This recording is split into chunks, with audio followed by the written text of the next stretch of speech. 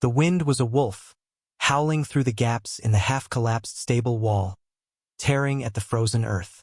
It carried the scent of snow and death, a smell the girl knew intimately. Her sisters huddled closer, thin bodies pressing together for warmth, their shared breath misting in the brutal air. Hunger was a gnawing emptiness that went bone-deep, a constant ache beneath the layers of fear and exhaustion. They had walked for days, leaving behind the echoes of screams and the stillness of the fallen. They were shadows now, moving through a world that had turned hostile, where every rustle of dry grass, every distant sound, sent a jolt of terror through their small frames. Their mother's final instructions had been simple: find shelter, find warmth, live. But the land was vast and unforgiving, and their strength was failing. They were three small sparks against an infinite, indifferent dark. Ahead, through the swirling snow, a faint light flickered. It wasn't the welcoming glow of a village fire, but a solitary point, hard and steady, like a star that had fallen to earth. A house. Fear warred with desperation. The people taught caution, taught the danger in the eyes of strangers, especially those whose skin was pale as the winter sky. But the wolf wind was relentless, and the hunger was a fire consuming them from within. They crept closer, silent as mice, their moccasined feet leaving faint tracks in the shallow drifts. The house was sturdy, built of logs, smoke curling from its stone chimney. There was a smell, too, carried on the wind, wood smoke, something cooking, the faint, unfamiliar scent of cured leather. It was the smell of life, fragile but present. Hesitancy held them frozen just beyond the pale circle of light spill from a window. Her younger sisters, 8 summers old to her 10, trembled against her sides. Their faces were gaunt, eyes wide and dark in the fading light. She was Ayana. She remembered stories of compassion, rare threads woven into the tapestry of war and loss. She remembered the bite of the wind. Taking a breath that burned in her lungs, she stepped forward, pulling her sisters with her. The wooden porch creaked under their slight weight. The door was thick, heavy. Raising a trembling hand, she knocked. The sound seemed deafening in the quiet roar of the wind. Silence stretched, long and taut. Then the door opened a crack. A man stood there, silhouetted against the lamplight. He was tall, broad-shouldered, his face obscured by shadow and the brim of his hat. His voice, when he spoke, was low and rough, like stones grinding together. It held no warmth, no welcome, only a stark question she barely understood. But his eyes, when he tilted his head slightly, caught the light. They were the color of the winter sky before the snow, cold and weary. She pointed to her mouth, then her sisters, miming the act of eating, of shivering with cold. It was a plea stripped bare of pride, a raw, desperate offering of their vulnerability. He stared for a long moment, his gaze sweeping over their thin forms, their tattered clothing, the fear etched on their faces. A muscle worked in his jaw. The wind howled again, pushing against them, against the door. Finally, without a word, he swung the door open wider, revealing a room filled with the blessed scent of warmth and food. It was not an invitation offered with kindness, but a grudging concession to the brutal night. They stumbled inside, leaving the hungry wolf wind behind them, stepping into an unknown territory of uncertain safety. The silence behind them as the door closed was as heavy as the silence inside the small house. The rancher, John, watched them. 3 pairs of dark eyes, large and wary, like wild animals cornered but not yet broken. They were small, impossibly thin, their bones sharp angles beneath skin stretched taut. He'd seen hunger before, seen fear, seen death, but this was different. These were children, Comanche children. The war had swept through the plains, leaving trails of blood and ashes, and hatred ran deep on both sides. Yet, looking at their trembling forms, the sheer, abject need in their faces, something shifted within the calcified landscape of his grief. His own wife and son were gone, taken by the fever 2 years past. The silence in this house was a constant ache, a monument to what was lost. Their presence, fragile and terrified, was a disruption, an intrusion he didn't welcome, yet couldn't turn away from. Not in this cold. Not with them like this. He didn't speak, couldn't find the words. What words were there? He motioned towards the rough-hewn table where a pot of stew simmered. They didn't move at first, rooted by fear. He nudged a stool with his boot. Slowly, hesitantly, the tallest one, the one who had knocked, guided her sisters to the table. They ate ravenously, silently, their small hands clutching spoons, eyes darting towards him with every movement he made. He poured them mugs of warm, weak tea. They drank it down as if it were lifeblood. He watched them, his face unreadable. He saw the way the eldest, Ayana, shared the stew equally, ensuring her sisters had enough before taking her own full portion.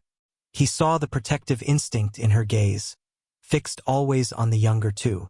When they finished, he pointed to a corner near the fireplace where he'd piled some old blankets.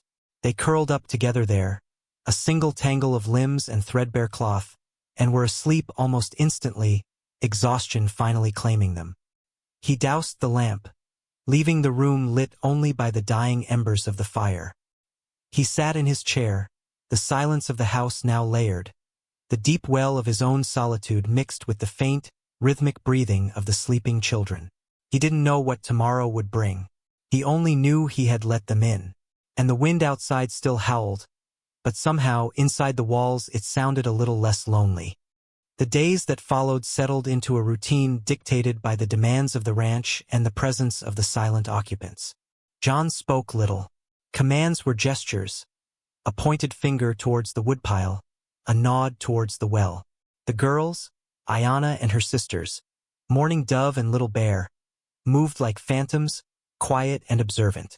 They rarely spoke to each other, their communication a language of shared glances, small touches, an understanding forged in shared trauma. Fear was a constant undercurrent, masked by a stillness that bordered on invisibility. They watched John with an intensity that unnerved him. They watched how he moved, how he worked, how he ate.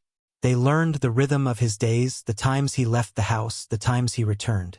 Ayana, especially, seemed to absorb everything, her dark eyes missing nothing. She saw the calloused hands that were surprisingly gentle when mending a saddle, the stoic face that sometimes, in unguarded moments staring into the fire, held a depth of sorrow that mirrored her own. She saw the way he cared for his horses, the low murmur of his voice as he spoke to them, a tenderness he never showed the girls. Slowly, tentatively, the girls began to emerge from their shell of fear. It started with small things. Ayana began sweeping the floor without being asked, using a broom twice her size. Morning Dove would meticulously fold the blankets each morning. Little Bear, the youngest, would follow John at a distance when he did chores near the house, her gaze curious, no longer purely fearful. They didn't speak, not English, not their own language in his hearing. But their actions were a form of communication, a silent offering of help, a fragile attempt to contribute, perhaps to make themselves less of a burden, more deserving of the warmth and food. John noticed. He left out extra rations of dried fruit. He fixed a loose board on the porch step they used. He didn't acknowledge their help with words, but sometimes, his gaze would linger on them for a moment longer than usual before he turned back to his work. These small, unspoken exchanges were the building blocks of something fragile, tentative, like ice crystals forming on a cold pane of glass. The harshness of the winter deepened. Snow piled high against the walls. The isolation of the ranch became absolute. Inside, the forced proximity chipped away at the barriers. One evening, during a particularly violent storm, a window shutter banged loudly, startling Little Bear, who cried out, a small, frightened sound. John rose instantly, crossing the room to secure it. As he passed the girls, huddled together, he paused. For a fraction of a second, his hand hovered near Little Bear's head, a gesture aborted before it was made. But Ayana saw it, a spark of something other than indifference in his eyes. That night, curled under the blankets, Ayana felt a shift. The house was still a place of uncertainty, but it was also a place of shelter. And the man, John, was not merely a provider of food and warmth, but a complex, solitary being carrying his own invisible wounds. She began to feel a nascent, fierce protectiveness towards the fragile warmth of the cabin, towards her sisters, and, in a strange, unexpected way, towards the silent man who had given them refuge. This was a fragile hold on life, hard one, and the thought of losing it brought a new kind of fear, one that was no longer just for their own survival, but for the survival of this small, improbable haven. The outside world eventually intruded. Spring arrived reluctantly, melting the snow into mud, but bringing with it movement across the land. One afternoon, a rider appeared on the horizon, silhouetted against the pale sky. He rode with a confidence that spoke of purpose, not simply passing through. John watched from the porch, his posture stiffening. The girls, playing silently near the woodpile, saw his reaction and froze. The rider approached, a man named Silas, from the nearest settlement, known for his hard eyes and cruel mouth. He reined in his horse a distance from the house, his gaze sweeping over the property, lingering on the girls. "Heard you got company, John?" Silas called out, his voice carrying across the yard, rough and laced with malicious curiosity. "Indian trouble, ain't it?" John stepped off the porch, moving with deliberate slowness. "They're just children, Silas. Lost and hungry." Silas laughed, a harsh, barking sound. "Children? Or snakes waiting to bite? Folks ain't happy about you harboring 'em, John. Says it ain't natural. Says it's a skin for trouble." His eyes narrowed, fixing on Ayanna, who instinctively drew her sisters closer. "Maybe you should just turn 'em over to the authorities, or let 'em fend for themselves. It'd be better for everyone." Ayanna felt a cold knot tighten in her stomach. This was the external threat, the one whispered about in the brief, hushed conversations they sometimes overheard between John and the few others who occasionally stopped by. The judgment, the hatred directed at them simply for existing. She looked at John, searching his face. His expression was set, unyielding. "They ain't bothering nobody," John said, his voice low, carrying a weight of finality. "They stay here, with me." Silas's eyes gleamed with anger and something else, something greedy. "Might be worth something to someone, John. Brinjinging. There's bounties. For certain problems." Ayanna's heart hammered against her ribs. Bounty. They were problems. Things to be hunted. She saw John's hands clench into fists at his sides. His usual stoicism was overlaid with a simmering anger she hadn't seen before. It wasn't just quiet protectiveness now. It was defiance. Silas sneered, seeing the resolve in John's stance. "You're making a mistake, John. A big one. This ain't over." He wheeled his horse around and rode off, leaving behind a tension that hung in the air like smoke. Ayanna looked at John, her fear mixing with a burgeoning sense of fierce loyalty. This man, this silent, wounded man, was choosing to protect them, putting himself at risk. The fragile haven felt threatened but also, paradoxically, stronger. After Silas left, John didn't say anything about the encounter. He went back to his work, his movements perhaps a little sharper than usual. Ayanna watched him, her mind racing. She understood the danger, the prejudice. But she also understood, with a clarity that transcended words, that John had drawn a line.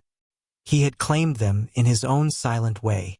The fear was still there, a dull ache, but it was now accompanied by a resolve she hadn't known she possessed. They would not be problems to be solved, or bounties to be collected. This was their home now, and they would defend it in whatever ways they could. The transformation wasn't just happening within John. It was happening within her, within them.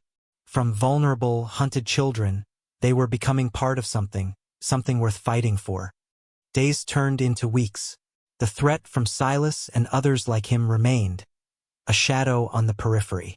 Whispers reached the ranch, carried by the wind or the rare visitor, talk of that rancher gone soft, of Indian sympathizers, of the need to clean things up. John ignored it all, his focus unwavering on the daily demands of his land and the silent needs of the children.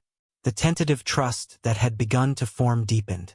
The girls started helping more actively, gathering eggs, feeding the chickens, even helping with the garden. John began to till as the ground softened.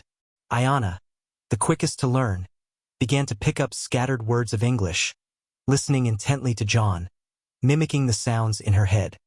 One evening, as they sat by the fire, John looked at the girls. Morning Dove and Little Bear were drawing in the dirt with sticks, illustrating stories only they understood. Ayana was mending a tear in Little Bear's worn dress with thread John had provided. It was a domestic scene, utterly alien to the man he had been, to the solitary existence he had embraced after his loss. He cleared his throat. The girls froze, their eyes snapping to him. "Winter's gone," he said, his voice still rough, but softer than it had been months ago. It was the longest sentence he had spoken to them directly. He paused, then added, "Need to get seed in the ground. If you want to help." It wasn't a command, but an offer. Ayana felt a warmth spread through her chest, stronger than the fire. It was acceptance, a quiet acknowledgement of their place. "Yes," she whispered, her voice thin but clear, the first English word she had spoken to him. John gave a small, almost imperceptible nod. The silence that followed was different now, filled not with fear, but with a fragile sense of belonging. The climax arrived brutally one afternoon. Silas returned, this time not alone, but with two other men, their faces hard and mean. They rode up to the house, dismounting aggressively. "Came to settle this, John?" Silas snarled. "Folks are tired of waitin'. Hand him over." John stood on the porch, his shotgun held loosely in his hands. "I told you, they ain't going nowhere." The men advanced. One reached for his pistol. Ayana, who had been inside with her sisters, watching through the window, saw the glint of metal. Fear surged, primal and cold, but it was quickly followed by a wave of protective fury. This was their home. This was the man who had sheltered them. She remembered the stories of warrior women, of resilience. "Stay here," she murmured to her sisters, pushing them towards the back room. She slipped out the back door unseen and circled around the house through the tall grass. She knew the land around the cabin, had explored it quietly during the spring days. She knew the rocky slope behind the stable, the loose stones there. As Silas and the others advanced on John, their attention fixed on the front, Ayana reached the slope. With all her might, she began kicking stones down the hill, large ones, sending them rattling and clattering loudly. The sudden noise, unexpected from the rear, startled the horses. They reared and whinnied, throwing the attackers off balance. "What the hell was that?" one of the men yelled, turning towards the sound. The distraction was brief, but it was enough. John raised his shotgun. The blast echoed across the yard. One of Silas's men crumpled. Silas and the other man fumbled for their weapons, momentarily unnerved by the shot and the chaos. John fired again, deliberately shooting the ground near the horses, spooking them further. Silas, seeing the sudden, lethal turn of events and the panicked horses, swore loudly.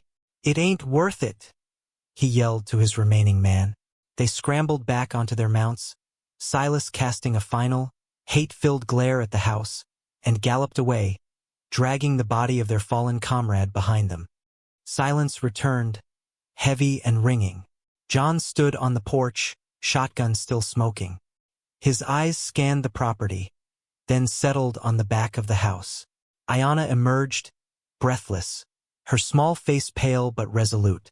He looked at her for a long moment, a depth of emotion in his gaze she couldn't fully decipher. Surprise, gratitude, something akin to awe. Later, after the body was dealt with and the immediate danger had passed, they sat by the fire. The sisters were quiet, shaken but safe. John looked at Ayana. "That was brave," he said, the words gruff but sincere. Ayana didn't reply with words, but met his gaze, a silent acknowledgement passing between them.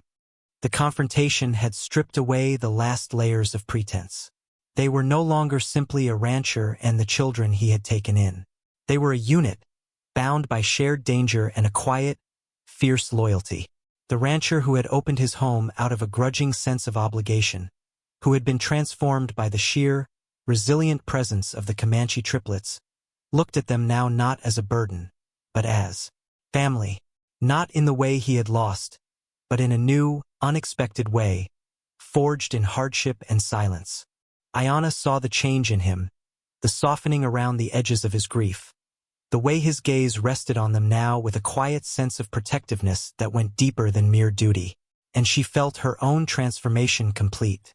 The terrified, hungry girl was gone, replaced by a young woman grounded in this harsh land, tied to the stoic man, a survivor with a fierce will to live and protect the fragile, improbable home they had built together. The world outside remained unpredictable, sometimes cruel. But within the walls of the small cabin, under the watch of the silent rancher, surrounded by the quiet strength of her sisters, Ayana felt a sense of peace she hadn't known was possible. They had faced the wolf wind, the hunger, the human hatred, and they had endured. Resilience wasn't just about surviving. It was about finding light in the deepest dark, about building connections in a world that sought to isolate, about discovering strength not just within oneself, but in the quiet, unspoken bonds forged with others. The ranch was no longer just a shelter. It was a testament to survival, to unexpected connection, and to the profound, quiet transformation of a lonely man and 3 lost girls. Hope, fragile but persistent, had found a home here too.